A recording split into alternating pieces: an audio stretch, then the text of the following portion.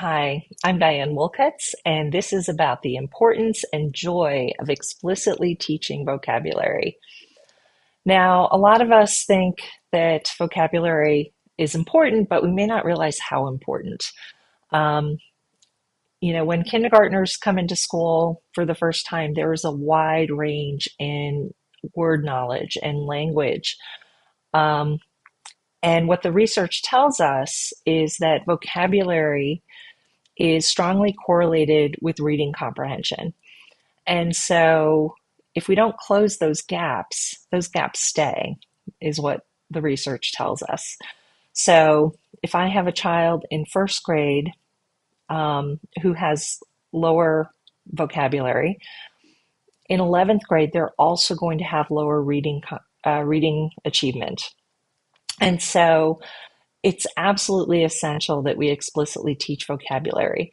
Now, we don't want to go down the path of, well, figure it out from context. We don't want to go down the path of look it up in the dictionary and then write a sentence. Research tells us that that is not the way to go. Instead, what we want to do is provide robust instruction, and I'll get to that a little bit more. Now, people are often thinking, well, I can't teach every possible word, and that is absolutely true. We can teach maybe 400 words a year, and there are about 1 million in the English language. So how do we pick which words? Isabel Beck has divided the English language, or she encourages us to divide the English language into 3 tiers. So there are tier 1 words that are very common, that are commonly used in oral language, like sun or ball or lollipop or whatever, words that we don't really need to teach most of the time.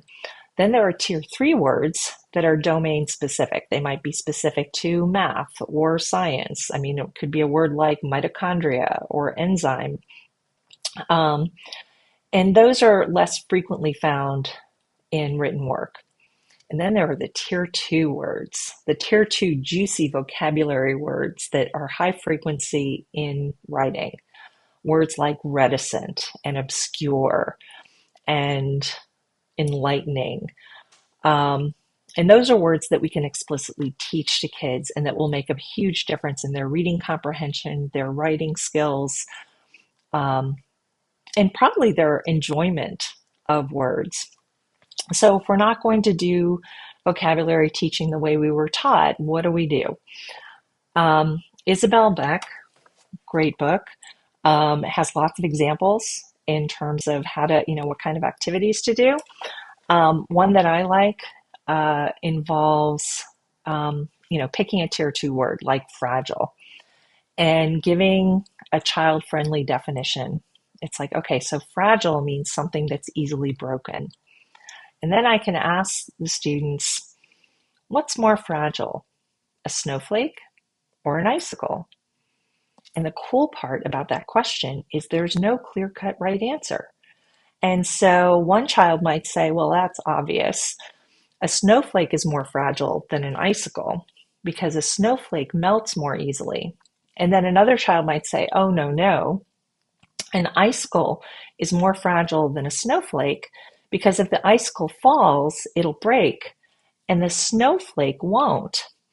And the great piece of this is that's an opportunity to engage and to have dialogue and to have differing perspectives and to realize it's okay. And gosh, maybe we're both right. So in any case, go forth and teach vocabulary.